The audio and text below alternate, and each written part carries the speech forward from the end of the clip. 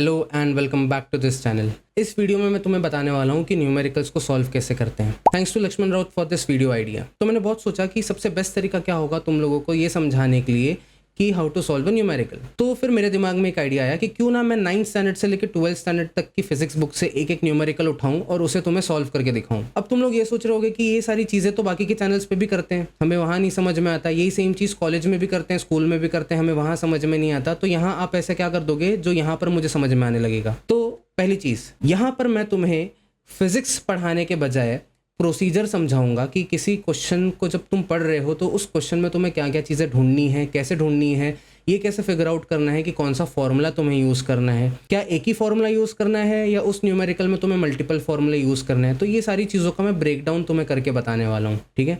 धीरे धीरे सीखेंगे, बिकॉज न्यूमेरिकल्स में मैं भी बहुत बेकार था और मैंने न्यूमेरिकल्स फ्रैंकली बताऊं सॉल्व करना तब सीखा जब मैं टीचर बना, बिकॉज वहाँ मेरे पास कोई ऑप्शन नहीं था कि ऐसा मैं नहीं बोल सकता था कि मैं बच्चों को सिर्फ थ्योरी पढ़ाऊंगा, न्यूमेरिकल छोड़ दूंगा। तो वो नेसेसिटी की वजह से मैंने न्यूमेरिकल सीखा और जिस तरीके से मैंने सीखा वो तरीका मैं तुम्हें बताने वाला हूँ। तो मैंने ऑलरेडी पावर पॉइंट बना रखा है और 4 क्वेश्चन उठा रखे हैं 9th स्टैंडर्ड से लेकर 12th स्टैंडर्ड तक। तो अगर तुम ये सोच रहे हो कि अरे मैं तो 9th का बच्चा हूँ, मुझे 12th का कैसे समझेगा, और 12th का हूँ तो 9th का तो बहुत बेसिक हो जाएगा, तो यहाँ पर मोटिव समझो। यहाँ पर फिजिक्स समझना इज नॉट आवर मोटिव, यहाँ पर हमें प्रोसीजर समझना है और वो प्रोसीजर मैं समझाने वाला हूँ। तो इवन दो तुम 9th के बच्चे हो, तुम 12th के न्यूमेरिकल्स देखो बस ये सीखने के लिए कि न्यूमेरिकल को सॉल्व करने के टाइम पे एक्चुअली तुम्हें कैसे रूल्स फॉलो करने हैं, क्या क्या चीज़ें तुम्हें ढूंढनी है, ठीक है। बस उतना ही पार्ट फॉलो करो। आंसर मैं निकाल दूंगा, कुछ कुछ चीज़ों में हो सकता है मैं आंसर बीच में ही छोड़ दूं अगर बहुत ज़्यादा लेंदी हो रहा होगा। मैं फोकस करूंगा कि फॉर्मूले तक तो मैं लिखूं ही लिखूं, उसके बाद तुम्हें पता ही है बेसिक मैथ्स है, मल्टीप्लिकेशन, एडिशन, सब्ट्रैक्शन, डिवीजन करना है, वो पार्ट मैं तुम पे छोड़ देता हूँ, ठीक है। अब स्टार्ट करते हैं। पीपीटी मैंने ऑलरेडी बना रखा है, ठीक है, तो वहां पर चलते हैं और फिर मैं एक एक क्वेश्चन का तुम्हें ब्रेक डाउन करके बताऊंगा। तो स्टार्ट करते हैं हमारे पहले न्यूमेरिकल से। ऑलरेडी मैंने नोट डाउन करके रखा है। तो ये जो पहला न्यूमेरिकल है ये है फ्रॉम ग्रेड 9, ठीक है, 9th स्टैंडर्ड का न्यूमेरिकल है। अब कुछ रूल्स मैं बता देता हूँ जो कि मैं फॉलो करता हूँ। तो जब भी तुम्हें कोई भी न्यूमेरिकल का क्वेश्चन दे रखा है तो क्वेश्चन पढ़ने से पहले तुम्हें सिर्फ और सिर्फ उसके वैल्यू वाले पार्ट पे ध्यान देना है। तो मैं पहले क्या करूँगा, यहाँ पर हाईलाइटर सेलेक्ट कर लेता हूँ मैं। अब यहाँ पर मुझे दो वैल्यूज़ दिख रही हैं। तो एक दिख रहा है मुझे 2 किलोवाट और यहाँ पर मुझे दिख रहा है 10 मीटर्स, ठीक है, 10 मीटर्स। अब यहाँ पर अगर मैं ध्यान से देखूं तो ये जो किलोवाट यहाँ पर यूज कर रखा है, this is not the SI unit but metre is the SI unit. तो मेरा पहला काम ये है कि यूनिट्स पे ध्यान देना। अगर यूनिट्स एसआई यूनिट में नहीं है, एसआई यूनिट क्या होता है, metre, kilogram, second, kelvin, ampere, joule, watt, ये सारे तुम्हारे क्या है, एसआई यूनिट है। तो अगर तुम्हें चीजें एसआई यूनिट में नहीं दे रखी है तो पहले तुम उसे लेके आओगे एसआई यूनिट में, ठीक है। तो यहाँ पर अब नेक्स्ट स्टेप क्या होगा, मेरा क्वेश्चन पढ़ना, पर उसके पहले मैं क्या करूँगा, नोट डाउन कर लूँगा। तो गिवन में मुझे दे रखी हैं 2 चीज़ें जो मुझे दिख रही हैं, एकदम सीधे सीधे दिख रही हैं जो दे रखी है। तो पहले दे रखा है पावर, तो यहाँ पर है पावर 2 किलोवाट। दूसरी है हाइट जो कि है 10 मीटर्स। अब मैं क्वेश्चन रीड करूंगा और ऐसी चीजें ढूंढूंगा जो मुझे डायरेक्टली नहीं दे रखी है, क्वेश्चन में छुपा के रखी है पर उसको, ठीक है। तो अब यहाँ पर बोला है electric pump has 2 kilowatt power, how much water will the pump lift every minute. तो यहाँ पर पूछा है हाउ मच वाटर, ये है मेरा टू फाइंड, और यहाँ टाइम दे रखा है एवरी मिनट। तो यहाँ पर टाइम यहाँ पर स्पेसिफाई करके रखा है 1 मिनट में कितना पानी पंप ऊपर ढकलेगा, पर minute is not the SI unit. तो मैं इसको क्या करूंगा, कन्वर्ट करूंगा इनटू सेकंड्स। तो 1 मिनट इज 60 सेकंड्स। तो यहाँ पर मैंने वापस से इसको क्या कर दिया, एसआई यूनिट में ला दिया। अब जैसे जैसे मुझे पता चलती जा रही है चीजें वैसे वैसे मैं नोट करते जाऊंगा। तो टू फाइंड यहाँ पर है मास, ठीक है।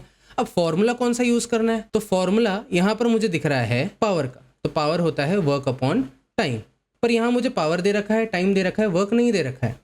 तो वर्क का मुझे फॉर्मूला पता है, फोर्स इंटू डिस्प्लेसमेंट पता है। थोड़ा सा पेशेंस रखो, पता है मुझे क्या सोच रहे हो। तो नहीं, यहाँ पर इस क्वेश्चन में ना तो मुझे फोर्स दे रखा है पर डिस्प्लेसमेंट दे रखा है। Displacement is nothing but height, ठीक है। फोर्स नहीं दे रखा है, वर्क नहीं दे रखा है, ठीक है। तो एक रूल ऑफ थंब ये फॉलो करो, अगर एक फॉर्मूला है तो मैक्सिमम एक ही अननोन वैल्यू हो सकती है, एक फॉर्मूले में 2 अननोन वैल्यूज नहीं हो सकती। सिंपल से ये बेसिक रूल है, इसको फॉलो करना है तुम्हें। तो यहाँ पर मुझे दिख रहा है कि यहाँ पर 2 वैल्यूज अननोन है, इसका मतलब ये गलत फॉर्मूला हो गया। अब कौन सा फॉर्मूला सेलेक्ट करना है इसके लिए मैं वापस से क्वेश्चन पढ़ूंगा। और एक प्रो टिप, अगर तुम उस क्वेश्चन का डायग्राम निकाल सकते हो तो प्लीज निकालो, वहां से तुम्हें बहुत क्लैरिटी मिल जाएगी। तो यहाँ पर बोला है एक पंप है जो कि पानी को ऊपर चढ़ा रहा है, कोई ड्रम हो सकता है वहां पर, जैसे पानी का पंप होता है, ठीक है। तो यहाँ पर ऊपर क्या है, एक ड्रम है और ये मोटर क्या कर रहा है, वर्क कर रहा है और पानी कहाँ चढ़ रहा है, ऊपर चढ़ रहा है, ठीक है, इस ड्रम के अंदर। ओके, तो जो भी वर्क हो रहा है उस वजह से पानी क्या हो रहा है, ऊपर जा रहा है। इसका मतलब वो एक सर्टन हाइट पे जा रहा है जो कि दे रखी है मुझे, और मुझे ये बहुत अच्छे से पता है कि अगर मैं वर्क कर रहा हूँ और उसके वजह से किसी भी चीज़ की हाइट बढ़ जा रही है तो वर्क स्टोर हो रहा है in the form of potential energy. तो यहाँ पर मैं वर्क का फॉर्मूला फोर्स इंटू डिस्प्लेसमेंट ना यूज़ करके सीधा सीधा पोटेंशियल एनर्जी का फॉर्मूला यूज़ कर सकता हूँ, जो कि होता है mgh। अब बोलोगे जी भी तो नहीं दे रखा, पर जी की वैल्यू तो पता है ना, अर्थ के लिए 9.8 होती है। पर मैं यहाँ पर कैलकुलेशन को ईजी बनाने के लिए क्या लिख लेता हूँ, 10 मीटर्स पर सेकेंड स्क्वायर। अब यहाँ पर देखो मैंने एक गलती कर दी, यहाँ पर कन्वर्जन नहीं किया तुम्हें बताने के चक्कर में, तो ये हो जाएगा 2000 वॉट, ठीक है। यूनिट पे ध्यान दिया, यूनिट को मैंने कन्वर्ट कर दिया। अब ये फॉर्मूला मुझे पता चल गया है, तो यहाँ पर मैं उसको भी लिख दूंगा। वर्क क्या होता है, mgh होता है। अब यहाँ से मैं सॉल्व करना चालू करूँगा। अब मेन हैवी लिफ्टिंग मेरी खत्म हो गई, अब बेसिक मैथ्स है सिर्फ, ठीक है। तो पावर इज इक्वल्स टू होता है वर्क अपॉन टाइम, ठीक है। पावर इज इक्वल्स टू हो जाएगा mgh अपॉन टाइम, बिकॉज क्या होता है, work is equals to mgh हो रहा है इस पर्टिकुलर केस में, ठीक है। अब नेक्स्ट प्रो टिप का टाइम आ गया तुम्हें देने के लिए कि अब मैं चाहूँ तो यहीं पर सारी वैल्यू सब्सटीट्यूट कर सकता हूँ, मेरे पास हर एक वैल्यू आ गई है एक्सेप्ट फॉर मास, ठीक है। पर मैं तुम्हें अर्ज करता हूँ कि पहले फॉर्मूले को फॉर्म करो, उसके बाद वैल्यू सब्सटीट्यूट करो, ठीक है। तो मैंने मास को यहीं रखा, बाकी सारी वैल्यूज उल्टी जाएंगी, मतलब जो नीचे है वो ऊपर चली जाएंगी, जो ऊपर है वो नीचे चली जाएंगी। तो ये हो जाएगा power into time upon acceleration due to gravity into height. अब तुम्हारा न्यूमेरिकल बहुत सिंपल हो जाएगा। बस पावर कितना दे रखा है, 2000, टाइम दे रखा है 60 upon acceleration due to gravity 9.8 होती है, पर मैं 10 अज्यूम कर रहा हूँ, और हाइट भी दे रखी है 10 मीटर्स। बस दो जीरोस को काटो, 6 2 होता है 12, और उसके आगे 2 जीरोस लगा दो। तो ये हो गया तुम्हारा mass of water lifted by the motor in 1 minute, ठीक है। और अब फाइनल स्टेप, यहाँ पर तुम्हें यूनिट डालना नहीं भूलना है। यूनिट किसकी डालोगे, जो तुम निकाल रहे थे, मास निकाल रहे थे, मास का यूनिट क्या होता है, केजी। ये लिखते ही तुम्हारे जितने भी मार्क्स का ये पेपर, ये क्वेश्चन आया था, वो पूरे के पूरे तुम्हें मिल जाएंगे, एक भी मार्क्स यहाँ पर कट नहीं होगा, ठीक है। सो ये प्रोसीजर होता है। एक और चीज़ होता है जिसको हम लोग बोलते हैं साइन कन्वेंशन। कब किस चीज़ को पॉजिटिव लेना है, कब किस चीज़ को नेगेटिव लेना है, वो यहाँ पर तो ज़रूरत में नहीं आ रहा है इस पर्टिकुलर केस में, पर वो भी चीज़ तुम्हें ध्यान देनी है। अब जैसे कि मैं नेक्स्ट न्यूमेरिकल पे आ जाता हूँ। ये तुम्हारा 10th ग्रेड का न्यूमेरिकल है, SSC, ठीक है, महाराष्ट्र बोर्ड का 10th स्टैंडर्ड का न्यूमेरिकल है। अब जैसे कि मैंने बोला कि क्वेश्चन पढ़ने के पहले मैं यूनिट्स पे ध्यान दूंगा, तो यहाँ पर दे रखा है 60 सेंटीमीटर, 20 सेंटीमीटर, और फोकल लेंथ पूछ रखी है लेंस की। अब मैं चाहूँ तो यहाँ पर इसको मीटर में कन्वर्ट कर सकता हूँ, पर क्योंकि सारी चीज़ें सेंटीमीटर में हैं और वापस से क्या बोला है, लेंथ ही निकालना है, तो उसको भी मैं सेंटीमीटर में निकाल सकता हूँ, ज़रूरी नहीं है। पर जहाँ पर तुम्हें मिसमैच दिख जाए कि कुछ चीज़ें ऐसा यूनिट में दे रखी हैं, कुछ चीज़ें नहीं है ऐसा यूनिट में, तो उस केस में तुम बैठ के बाकायदा लेके आओगे, जो चीज़ें तुम्हारी ऐसा यूनिट में नहीं है उससे पहले ऐसा यूनिट में लेके आओगे, और उसके बाद ही सॉल्व करना स्टार्ट करोगे, ठीक है। पर यहाँ पर मुझे इतना कोई ज़रूरत नहीं लग रही है किसी भी चीज़ को ऐसा यूनिट में लाने की, और अगर लगी तो मैं बाद में कर सकता हूँ, बिकॉज यहाँ पर सारी चीज़ें सेंटीमीटर्स में दे रखी हैं, तो मैं फाइनल स्टेप में भी वो चीज़ करके ला सकता हूँ, ठीक है। अब यहाँ पर मुझे पता चल गया कि कोई भी चीज़ में कन्वर्जन नहीं करना है, ठीक है। अब मैं क्वेश्चन को रीड मारूंगा और वैल्यूज़ को नोट डाउन करूंगा। तो गिवन, तो यहाँ पर दे रखा है ऑब्जेक्ट इज केप्ट 60 सेंटीमीटर। तो यहाँ ऑब्जेक्ट की डिस्टेंस दे रखी है जिसको हम लोग यू से स्पेसिफाई करते हैं, तो ऑब्जेक्ट डिस्टेंस दे रखा है 60 सेंटीमीटर। अब पिछले न्यूमेरिकल में जो मैं साइन कन्वेंशन की बात कर रहा था वो यहाँ पर बहुत यूज़ होती है। तो बिकॉज ये ऑब्जेक्ट डिस्टेंस है, ऑब्जेक्ट की डिस्टेंस हमेशा नेगेटिव होती है, तो यहाँ पर मुझे माइनस साइन डालना पड़ेगा खुद से। From a lens gives a virtual image. अब वर्चुअल इमेज क्या होती है लेंस के केस में, कि अगर सपोज ये तुम्हारा लेंस है, अब मुझे पता नहीं कॉनकेव है या कॉन्वेक्स है, दोनों में से कुछ भी हो सकता है, तो वर्चुअल इमेज तब बनती है जब जिस साइड में ऑब्जेक्ट रखा है उसी साइड में तुम्हारी इमेज फॉर्म हो जाए, तो इस केस को हम लोग बोलते हैं वर्चुअल इमेज, ठीक है। ये मिरर का ऑपोजिट होता है, ठीक है। तो अगर ऑब्जेक्ट और इमेज एक ही साइड में बन जाती है तो उसको हम लोग क्या बोलते हैं, वर्चुअल। तो यहाँ पर बोला है कि ऑब्जेक्ट 60 सेंटीमीटर दूर रखा था और वर्चुअल इमेज फॉर्म हुई है 20 सेंटीमीटर की। तो क्योंकि ऑब्जेक्ट को लेफ्ट साइड में रखा था इसके लिए हमने उसको नेगेटिव लिया, तो ये इस केस में ये बोला जा रहा है कि इमेज इज वर्चुअल, इसका मतलब वो भी किस साइड में फॉर्म हो रही है, लेफ्ट साइड में ही फॉर्म हो रही है। तो यहाँ पर हम लोग इमेज डिस्टेंस को, जो कि क्या होता है v, उसको भी किस में लिखेंगे, नेगेटिव में लिखेंगे। और क्योंकि यहाँ वर्चुअल इमेज फॉर्म हो रहा है तो ये स्पेशलिटी होती है तुम्हारे कॉनकेव लेंस की। कॉनकेव लेंस में लाइट जाती है, ऑपोजिट साइड में डाइवर्ज हो जाती है, क्योंकि ये सारी रेज यहाँ पर नहीं मिल पा रही, राइट साइड में नहीं मिल पा रही, तो उसको हम लोग ट्रेस बैक करते हैं और उसको पीछे लेके आ जाते हैं। इसके लिए हम लोग इसको बोलते हैं वर्चुअल इमेज। जो कि होती है कॉनकेव लेंस, ठीक है। अब क्योंकि इमेज भी लेफ्ट साइड में ही बनती है तो इसका फोकल लेंथ जो होता है वो भी क्या होता है, नेगेटिव होता है। ये भी चीज़ तुम्हें ध्यान रखनी है। तो diverging lens is a concave lens and concave lens का फोकल लेंथ भी क्या होता है, नेगेटिव। तो मेरा फाइनल आंसर जो पूछ रखा है what is the focal length of the lens, तो वो भी क्या होने वाला है, नेगेटिव होने वाला है। Is it a converging lens और अ डाइवर्जिंग लेंस, तो यहाँ पर हमने देखो डायग्राम बनाया, जो कि मैंने बोल रहा था कि डायग्राम बना लेना, तुम्हारी आधी चीज़ें वहीं पर सॉल्व हो जाएंगी। तो डायग्राम से मुझे ये पता चल रहा है कि lens is a diverging lens, इसको ही हमें प्रूव करना है। तो अगर हमारा फोकल लेंथ नेगेटिव आ गया, इसका मतलब lens is a diverging lens, ठीक है। तो टू फाइंड, यहाँ पर मुझे क्या फाइंड आउट करना है, फोकल लेंथ फाइंड आउट करना है, जो कि नेगेटिव में आने वाला है। ये मुझे पता चल गया बिकॉज मुझे थ्योरी पता थी, ठीक है। अब फॉर्मूला यूज़ करना है, दो ही फॉर्मूले हैं पूरे लेसन में। तो पहला वाला फॉर्मूला यूज़ करना है 1/v minus 1/u is equals to 1/f। u होता है तुम्हारा ऑब्जेक्ट डिस्टेंस, v होता है तुम्हारा इमेज डिस्टेंस, f होता है तुम्हारा फोकल लेंथ, ठीक है। तो यही चीज़ मुझे फाइंड आउट करनी है। अब मैं चीज़ों को सब्सटीट्यूट करना चालू करूँगा। तो 1/v के जगह मैं डाल दूंगा -20 माइनस 1/u के जगह मैं डाल दूंगा -60 इज इक्वल्स टू 1/f। अब ये माइनस माइनस हो जाएगा प्लस, ठीक है, मल्टीप्लीकेशन में क्योंकि ये दोनों, तो ये हो जाएगा -1/20, नीचे का साइन ऊपर जा सकता है, basic maths, plus 1/60 is equals to 1/f। अब एलसीएम ले लेंगे, तो इसको अगर 60 बनाना है तो इसको मुझे ऊपर नीचे किससे मल्टीप्लाई करना पड़ेगा, 3 से। तो ये हो जाएगा -3 into -1 3/60 plus 1/60 is equals to 1/f। तो ये हो जाएगा -3 plus 1/60 is equals to 1/f। तो -3 प्लस 1 होता है -2/60 इज इक्वल्स टू 1/f। अब f निकालना है तो मैं क्या करूँगा, therefore f is equals to -60/2, reciprocal ले लिया बोथ द साइड, यहाँ पर भी ऊपर नीचे हो गया, यहाँ पर भी ऊपर नीचे हो गया। अब 2 1 सा 2 -30 सा, तो यहाँ पर फोकल लेंथ कितना आ गया मेरा, -30, क्योंकि सारी चीज़ें सेंटीमीटर में थी तो इसको भी मैं किस में लिख दूंगा, सेंटीमीटर में। और मैंने बोला था अगर नेगेटिव आ गया इसका मतलब हम लोग सही अजम्पशन लगा रहे हैं। तो यहाँ से मुझे पता चल गया कि lens is a diverging lens, जिसको हम लोग कॉनकेव भी बुलाते हैं, ठीक है, and focal length is of -30 centimetre, ठीक है। तो ये हो गया तुम्हारा सेकंड सम, जहां पर साइन कन्वेंशन की बहुत वैल्यू है, ठीक है। अगर यहाँ पर इमेजिन करो तुमने -60 लगाना छोड़ दिया होता, ये भूल गए होते, तो यहाँ पर क्या होता है, ये माइनस का माइनस ही रह जाता और ये -3 -1 हो जाता, तो ये -4 आता आंसर तुम्हारा। समझ में आ रहा है कितना ज़्यादा इंपॉर्टेंस रखता है साइन कन्वेंशन।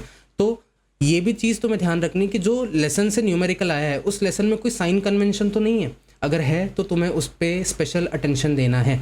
और लास्ट में यूनिट लिखना मत भूल जाना भाई, वरना आधे मार्क्स चले जाएंगे बिना मतलब के, ठीक है।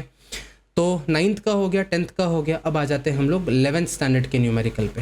ये सारे महाराष्ट्र बोर्ड के ही हैं, तो मिल जाएंगे तुम्हें टेक्स्ट बुक में।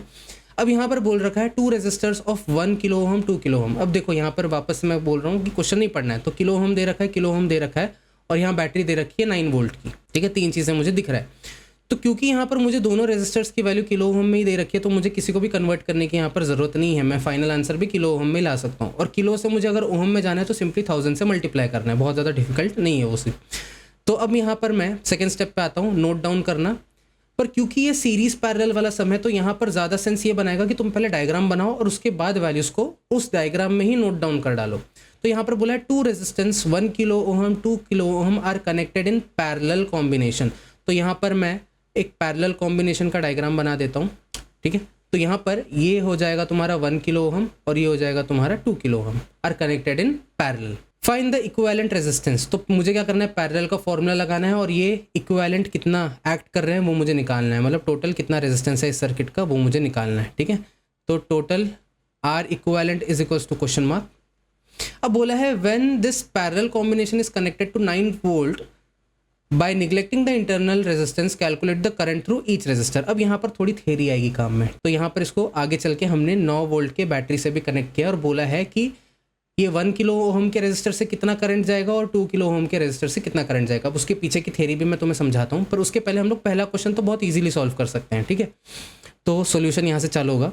तो क्योंकि दोनों रेजिस्टर्स पैरेलल में है, तो यहाँ पर मैं पैरेलल कॉम्बिनेशन का फॉर्मूला यूज़ कर सकता हूँ। 9th स्टैंडर्ड में पढ़ा था, वापस से यहाँ पर आ रहा है। तो 1/R1 प्लस 1/R2। पर इतना करने से अच्छा इसका मॉडिफाइड फॉर्मूला भी तुम यूज़ कर सकते हो, RP is equals to R1R2 upon R1 plus R2। चाहे तुम जो भी यूज़ करो, ये वाला यूज़ करोगे तो तुम्हें एलसीएम निकालना पड़ेगा, इससे तुम्हें डायरेक्टली आंसर आ जाएगा, ठीक है। तो मैं ये वाला प्रेफर करता हूँ, सेकेंड वाला। तो यहाँ पर जो इक्विवेलेंट रेजिस्टेंस है RP वो क्या आएगा 1 इंटू 2 अपॉन 1 प्लस 2, तो 2 1 2 अपॉन 3, तो यहाँ पर मेरा आया 2/3 किलो ओहम। इसको चाहो तो तुम आगे भी सॉल्व कर सकते हो, क्या आ जाएगा तुम इसको सॉल्व करोगे तो 0 पॉइंट, ठीक है 0 पॉइंट लगाए 20 हो गया, 3 6 18, तो ये 6 रिकर होता रहेगा, तो 0.66 किलो ओहम, ये आ गया तुम्हारा इक्विवेलेंट रेजिस्टेंस। ठीक है, अब आ जाते हैं पैरेलल की थ्योरी पे। जब भी रेजिस्टेंस को हम लोग पैरेलल में कनेक्ट करते हैं तो वहाँ पर क्या होता है, जो भी करंट निकल रहा है बैटरी से वो आके इस जंक्शन पे स्प्लिट हो जाता है। तो सपोज यहाँ पर करंट आया तो ये स्प्लिट होके क्या हो जाएगा I1 एंड I2। ठीक है, पर एक और चीज़ पैरेलल के बारे में ये स्पेशलिटी है कि पैरेलल कॉम्बिनेशन में वोल्टेज सेम रहता है, वोल्टेज कांस्टेंट रहता है। इसका मतलब अगर मैंने 9 वोल्ट की बैटरी लगाई है तो इस ब्रांच के अक्रॉस भी 9 वोल्ट होंगे और इस ब्रांच के अक्रॉस भी 9 वोल्ट ही होंगे। तो अगर मुझे I1 I2 लगाना है, निकालना है, तो मैं सिंपली ओहम्स लॉ यूज़ कर सकता हूँ, V = IR, पर क्योंकि मुझे I निकालना है तो मैं क्या करूँगा, I = V/R। तो सिमिलरली अगर मुझे I1 निकालना है तो मैं क्या करूँगा, V/R1। अब यहाँ पर तुम सोचोगे V1 क्यों नहीं लिखा, क्योंकि मैंने वापस से बोला वोल्टेज क्या रहता है पैरेलल में, कांस्टेंट रहता है, तो मैंने लिख दिया V/R1। तो I1 मुझे पता करना है, V मुझे पता है और R1 भी मुझे पता है। ये तुम्हारा ऊपर वाले को तुम ले लो R1, नीचे वाले को तुम ले लो R2। ठीक है, तो यहाँ पर आ जाएगा 9/1। अब क्योंकि यहाँ पर देखो किलो ओहम है तो यहाँ पर मुझे लिखना पड़ेगा 1000, यहाँ पर मैं लिख सकता हूँ 10⁻3, ठीक है, एम्पियर। तो यहाँ पर मुझे SI यूनिट में कन्वर्ट करना पड़ रहा है बिकॉज वोल्टेज जो है तुम्हारा वो वोल्ट्स में दे रखा है, which is the SI unit. ठीक है, तो यहाँ पर लिख दिया मैंने 9/10⁻3 जो कि 1000 ही होता है। तो यहाँ पर क्या हो जाएगा 9 × 10⁻³ एम्पियर। और जब भी 10⁻³ आता है तो उसको हम लोग लिखते हैं मिली। तो यहाँ पर मुझे आंसर कितना मिल गया, 9 मिली एम्पियर। सिमिलरली अगर मुझे I2 निकालना है तो मैं क्या करूँगा, I2 = V/R2 वापस, बिकॉज वोल्टेज इज कॉन्स्टेंट। तो यहाँ पर क्या आ जाएगा, वोल्टेज है तुम्हारा 9 वोल्ट अपॉन R2 इज 2 × 10⁻3। अब 10⁻3 ऊपर जाके क्या हो जाएगा 10⁻³ बचेगा क्या, 9/2 × 10⁻³ एम्पियर। 2 1 2, 4.5 तो आंसर क्या आ गया हमारा I2 का, देयरफॉर I2 = 4.5 मिली एम्पियर। तो यहाँ से मुझे दोनों क्वेश्चन के आंसर मिल गए। ठीक है, तो यहाँ पर देखो गिवन लिखना ज़्यादा ज़रूरी नहीं था, यहाँ पर हमें क्या लिखना था, डायग्राम बनाना था, डायग्राम से हमें समझ में आ गया कि करना क्या है। तो यहाँ पर मुझे पहला आंसर मिला 0.66 किलो ओहम, दूसरा आंसर मिला 9 milli ampere and 4.5 milli ampere. अब यहाँ पर गलती क्या कर सकते थे तुम, क्या गलती कर सकते थे बताओ, किलो ओहम को तुम कन्वर्ट किए बिना पुट कर देते तो तुम्हारा आंसर 9 एम्पियर आ जाता। ठीक है, तो यहाँ पर इसको कन्वर्ट करना मत भूलना, बिकॉज ये kilo ohm is not the SI unit of resistor. ठीक है, तो इसको पहले ओहम में लाना, पर वोल्टेज क्या है तुम्हारा SI यूनिट है, तो इसको अगर ये फॉर्मूले में पुट करना है तो दोनों भी वैल्यूज़ SI में ही होनी चाहिए। तो वो बात का तुम ज़रा ध्यान रखना। ठीक है, अब लास्ट न्यूमेरिकल पे आते हैं और इसी के साथ हम अपना वीडियो एंड करेंगे। ये है तुम्हारा 12th स्टैंडर्ड का न्यूमेरिकल फ्रॉम थर्मोडायनामिक्स। अब यहाँ पर जितनी भी चीज़ें हमने पढ़ी है वो सारी की सारी चीज़ें यहाँ पर यूज़ आ जाएंगी। तो अब चीज़ें पढ़ने से पहले वैल्यूज़ पे ध्यान देंगे। तो यहाँ पर दे रखा है pressure of 1 atmosphere, volume 5 litres और वॉल्यूम दो दे रखे हैं जो कि है 10 लीटर्स, दूसरा वॉल्यूम दे रखा है। और फिर यहाँ पर एब्जॉर्ब्स थर्मल एनर्जी माने heat 400 joules of thermal energy from its surrounding, determine the change in internal energy. तो बहुत सारी चीज़ें यहाँ पर दे रखी है। तो पहले मैं बता दूँ, ये जो प्रेशर दे रखा है एटमॉस्फेयर में दे रखा है, पर प्रेशर का SI यूनिट होता है पास्कल्स। ठीक है, और 1 एटमॉस्फेयर होता है 10⁵ पास्कल्स के अराउंड। ठीक है, 1.013 होता है, पर वो उतना मैं नहीं ले रहा, मैं राउंड ऑफ करके यूज़ कर रहा हूँ। ठीक है, तो आंसर एग्जैक्टली टेक्स्ट बुक का नहीं आएगा। 1 एटमॉस्फेयर एक्चुअली होता है 1.013 × 10⁵ पास्कल्स। ये यूज़ नहीं कर रहा हूँ मैं, सीधा 10⁵ से मल्टीप्लाई कर दूंगा, बिकॉज ये अराउंड 1 ही है ना, अप्रॉक्सीमेटली 1 है। ठीक है, तो ज़्यादा फर्क नहीं आएगा तुम्हारे आंसर में। और दूसरी चीज़ दे रखी है वॉल्यूम, वॉल्यूम दे रखा है लीटर में। तो 1 लीटर होता है 10⁻³ मीटर क्यूब, बिकॉज वॉल्यूम का ऐसा यूनिट होता है मीटर क्यूब। पढ़ा है ना, length into breadth into height, metre into metre into metre is nothing but metre cube. तो 1 लीटर होता है 10⁻³ मीटर क्यूब, मतलब डिवाइड बाय 1000 करना पड़ता है तुम्हें। तो यहाँ पर मैं गिवन लिख देता हूँ। तो यहाँ पर गिवन में दे रखा है 1 एटमॉस्फेरिक प्रेशर। तो प्रेशर दे रखा है 1 एटमॉस्फेयर का, जिसको मैं लिख सकता हूँ 10⁵ पास्कल्स। दूसरी चीज़ दे रखी है वॉल्यूम, पर दो दे रखी हैं, तो मैं एक को इनिशियल पकड़ लेता हूँ, छोटा वॉल्यूम दूसरा बड़ा वॉल्यूम। तो VI = हो जाएगा 5 लीटर्स, जो कि हो जाएगा 5 × 10⁻³ मीटर क्यूब, और वी एफ फाइनल वॉल्यूम दे रखा है 10 लीटर्स, जो कि हो जाएगा 10 इंटू 10⁻³ मीटर क्यूब। बोला है in doing so it absorbs 400 joules of thermal energy. तो यहाँ पर हीट दे रखा है कितना, 400 जूल्स, पर क्योंकि ये थर्मोडायनामिक्स है, ठीक है, तो यहाँ पर हीट ट्रांसफर भी लगाना पड़ेगा तुम्हें। पॉजिटिव हीट ट्रांसफर होता है, नेगेटिव हीट ट्रांसफर होता है, उसके अकॉर्डिंग साइन कन्वेंशन होते हैं। तो अगर सिस्टम हीट एब्जॉर्ब कर रहा है सराउंडिंग से, जो कि यहाँ पर कर रहा है, यहाँ पर क्या बोला है, it absorbs heat from the surrounding, तो उसको हम लोग पॉजिटिव हीट ट्रांसफर मानते हैं, ठीक है। इमेजिन करो चाय का कप है और चाय के कप को मैं गर्म कर रहा हूँ, तो चाय का कप तुम्हारा सिस्टम है, गैस तुम्हारा सराउंडिंग है, तो हीट सराउंडिंग से किस में आ रही है, system, then it is a positive heat transfer. तो यहाँ पर मैं 400 जूल को प्लस में ही रखूंगा, कोई चेंजेस यहाँ पर नहीं करूंगा। बोला है determine the change in internal energy of the system. Internal energy को हम लोग डिनोट करते हैं डेल्टा यू से, तो चेंज इन इंटरनल एनर्जी हम लोग को निकालनी है, ये हो गया क्वेश्चन मार्क। तो यहाँ पर मैं लिख देता हूँ फाइंड। अब फॉर्मूला जो यूज़ करने वाले हैं वो बहुत बेसिक फॉर्मूला है, फर्स्ट लॉ ऑफ थर्मोडायनेमिक्स के हिसाब से, delta U is equals to Q minus W. This is the formula that we are going to use. अब यहाँ पर मुझे बहुत सिंपल से दिख रहा है कि डेल्टा यू मुझे निकालना है, क्यू मुझे दे रखा है, पर अब यहाँ पर प्रॉब्लम ये आ जाती है कि वर्क भी तो नहीं दिया है। डेल्टा यू मुझे निकालना है, क्यू मुझे दे रखा है, वर्क भी मुझे नहीं पता। और जैसा मैंने बोला था, रूल ऑफ थंब क्या फॉलो करना है, एक फॉर्मूले में सिर्फ एक ही अननोन हो सकता है। अब यहाँ पर वो चीज़ ब्रेक हो रही है। इसका मतलब क्या है, फॉर्मूला तो मेरे पास यही है और कोई फॉर्मूला नहीं है मेरे पास इंटरनल एनर्जी का। इसका मतलब यहाँ पर मुझे वर्क निकालना पड़ेगा ताकि मैं इंटरनल एनर्जी निकाल पाऊँ। अब तुम्हें गिवन को चेक करना है कि क्या मुझे गिवन में ऐसी वैल्यूज़ दे रखी हैं जिससे मैं वर्क निकाल सकता हूँ। अगर दे रखी है तो उसका फॉर्मूला तुम्हें पता चल जाएगा। तो वर्क निकालने का एक फॉर्मूला होता है P delta we. Delta we is change in volume. तो ये सारी चीज़ें मुझे दे रखी है, बोलोगे डेल्टा वी नहीं दे रखी है, तो delta we is nothing but final volume minus initial volume.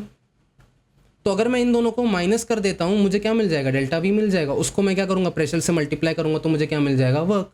और वर्क की वैल्यू को अगर मैं इस वाले में सब्सटीट्यूट कर दूंगा फर्स्ट लॉ ऑफ थर्मोडायनेमिक्स में, तो मुझे मिल जाएगी मेरी इंटरनल एनर्जी। तो वर्क निकालते हैं हम यहाँ पे, तो वर्क हो जाएगा प्रेशर इनटू डेल्टा वी। तो अगर मैं 10 - 5 करूँ तो 5 हो जाएगा, और उसको लीटर में कन्वर्ट करूँ तो क्या हो जाएगा, 5 इंटू 10⁻³ मीटर क्यूब।